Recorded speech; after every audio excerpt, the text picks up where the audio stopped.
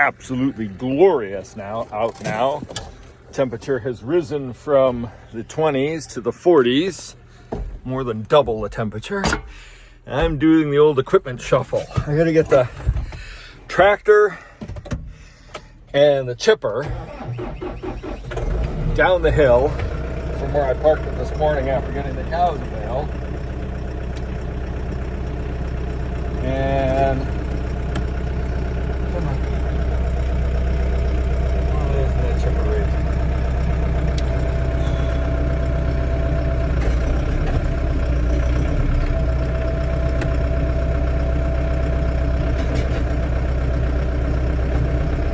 All right, get the chipper up, get the tractor down the hill, so then I can get the skid steer, which I've got parked right behind me, down the hill.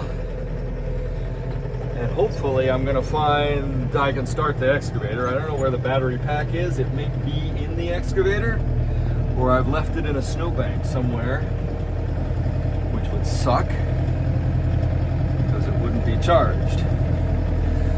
Just gotta get everything in place here so that I can, let's look further, so I can get some wood chip made today. Well, I'm just down here outside, parked the tractor, and there's bobcat tracks in the snow. Maybe, padded, so and maybe a little lynx came through, because they're awful when bobcat's feet are just a larger form of cat track, but a lynx, they've got tufted feet, so the feet are that's, and a possum came through, but then I bet you that was a little lynx. The tufted feet on the lynx make the ruffle around the footprint in the snow. So it's similar to a bobcat, except the outline is a little more ruffled and imprinted. So lynx and a possum. I hope they didn't meet. Well, look at that. The wind blew the lid of the skid steer back, and there's snow on the seat. Oh, fun.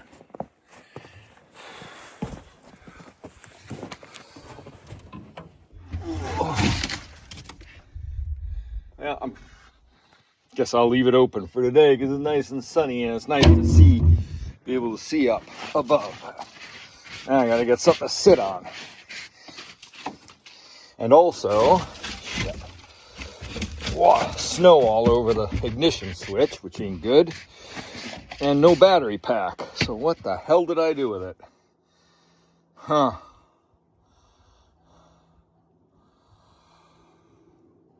don't know where I put that battery starter pack. This thing better start today. Well, we got it started. Turns out the jump pack fell through a slot up there where I thought I was exactly where it was supposed to be. It was just down and under something. Don't know why that was, but got it going. So now I'm going to determine whether, well, this warms up, I'm going to determine what I'm going to do about that tree that needs to come down. Well, I can get over here and work the pond. I want to get all that area where that snow is out there, that's all filled in. And when I pull up all these briars and alders or whatever these are, I guess maybe I'll leave that one. That one's elderberry. But anyway, pick up any of these brushy things that aren't useful, and then scrape out and get rid of some of those cattails have grown in. Just kind of clean up a lot. Some of this stuff here I can chop down after I build a fence, but this is the tree. This damage here right at the base is pretty bad. Now, normally I would leave that as a wildlife and habitat tree, but it's got some big limbs overhanging the pond that'll, as the tree dies, those will drop off and into the pond, and then I'll have to fight the fence to get them out.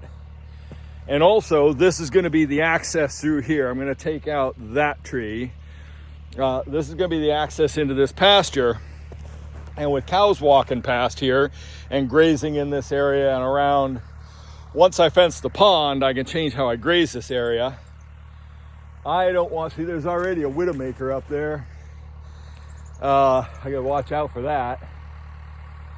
I don't want this tree here to die after the fence is built. Well, there's widowmakers on this side too. Yeah, I'm gonna get rid of this tree. And I'm gonna have to watch my head cutting it.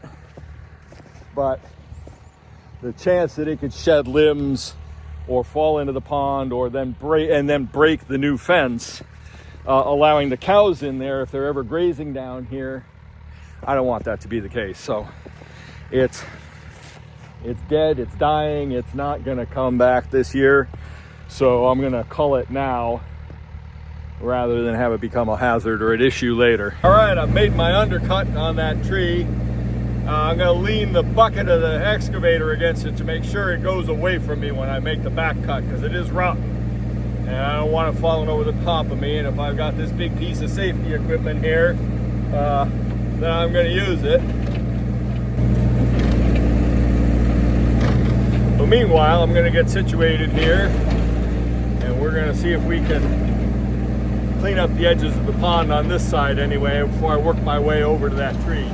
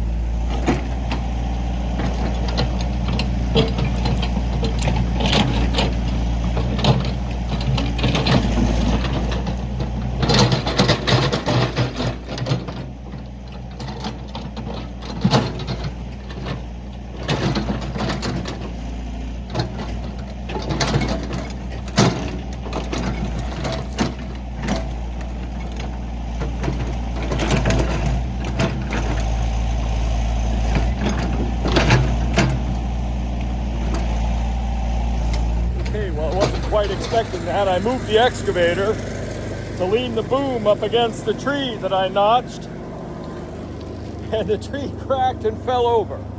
So I guess that was a sign it needed to come down, because yeah, totally rotten, tore right up, and is absolutely wringing wet. So I'm gonna bring the excavator around, roll the log up out of the pond a little bit more because it's down across the end, and I'm gonna start bucking it up and moving it out of there. All right, result, nobody got hurt, tree's down.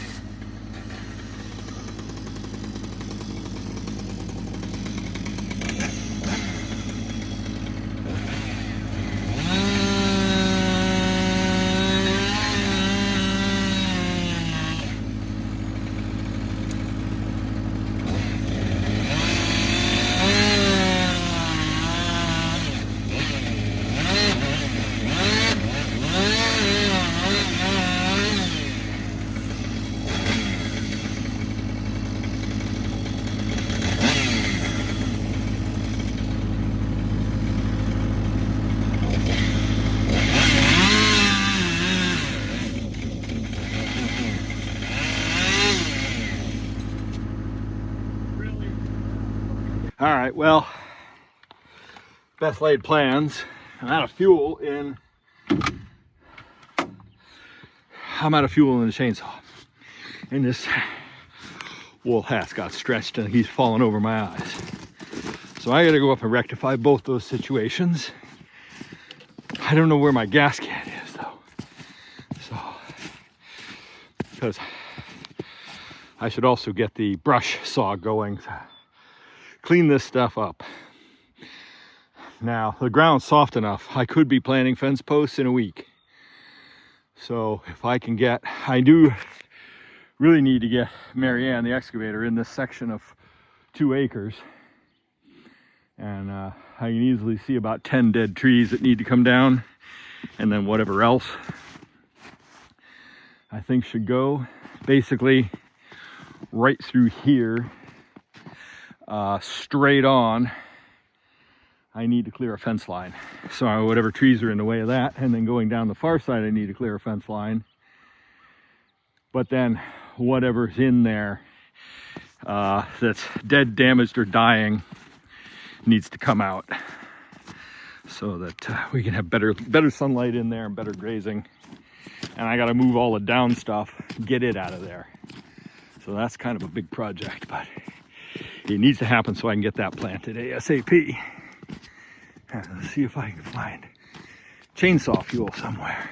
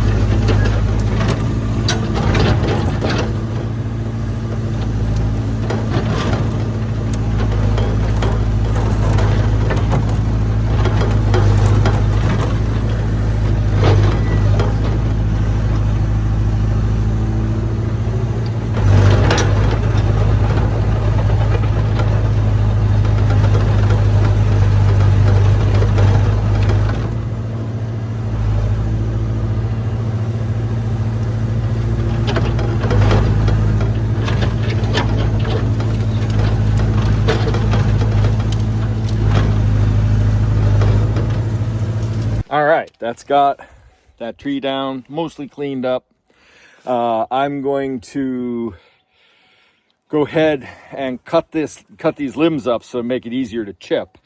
I had originally thought about hauling them over out and beyond, but I think, I don't know.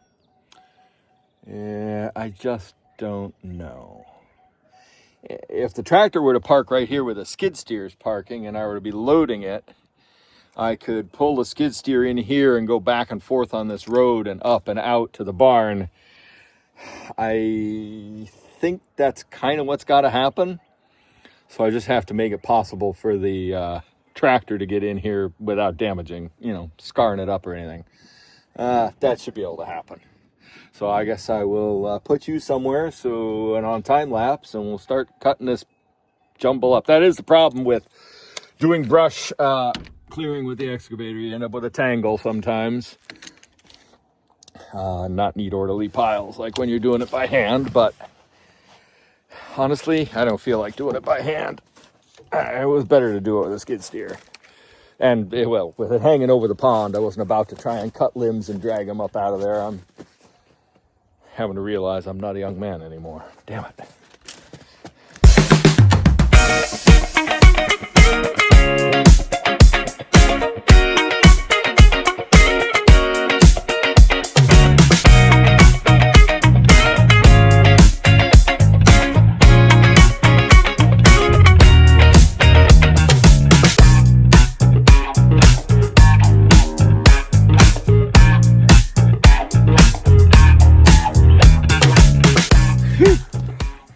That was a workout.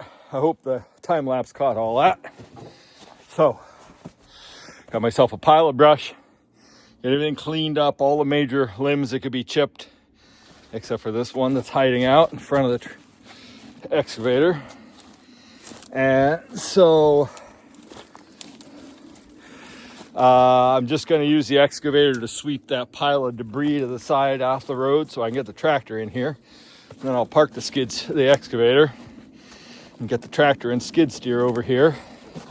Now, I do a lot of chipping. Have done a lot of chipping with all size different wood chippers since I was in my 20s. Top tip, always stack your brush with a big end that you're feeding the chipper in the direction you're going to feed it. Nothing worse than trying to untangle a pile while the chipper's running. You're burning fuel. And my chipper's hungry. It wants to be fed. As soon as I start it, I try and keep it going as much as possible. Always chipping wood while it's running. Not only am I running out of diesel in the tractor at the moment, but it's vicious expensive. And there's a question as to whether now, it used to be economic. Is it more economic to buy my chip from a sawmill or something that already has to burn the diesel? They won't have marked it up that much, whereas I'm paying pure diesel cost for this. I mean, yes, I am working towards getting my fuel, my firewood, so it's offset. The chipping is offset by the cost of that, and I cleaned up a dangerous tree. So, and I'm clearing around the pond, so the diesel is offset by the benefits of my action. Now, I got that end of the pond mucked out a little bit. Eventually, I'm going to push that stuff off. I want to go around the back side of the pond on the dam and scoop out a bit more, and I want to come back in here and fix this. But that's all for another day. That's not for today. Right now, I am going to clear this pile and get the tractor brought in here.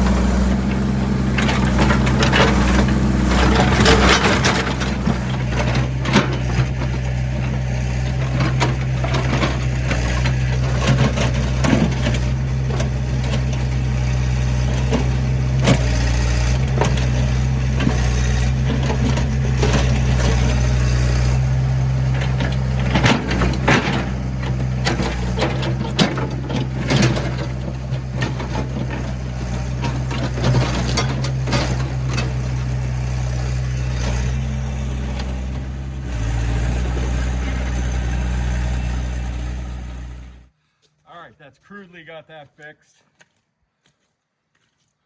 Been wanting to clear that corner for a long time. It's had some big rocks and that stump stuck here. This will make it easier to fence this corner and come down there and go around the back side of the pond.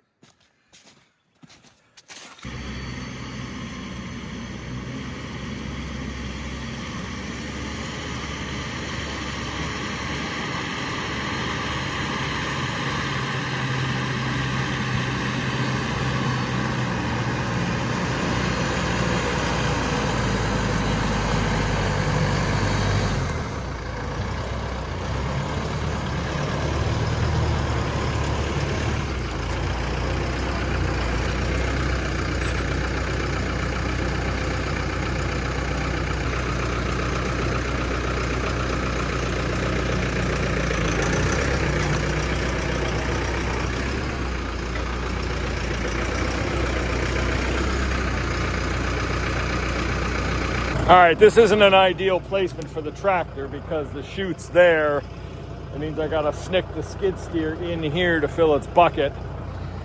Ideally, I want the end of the chute more over here, but there's just no way to get there easily, so just gonna have to make do by getting the skid steer tucked in under there.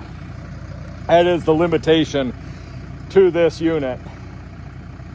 It works much better off the left side, and in this particular side I couldn't set it up that way.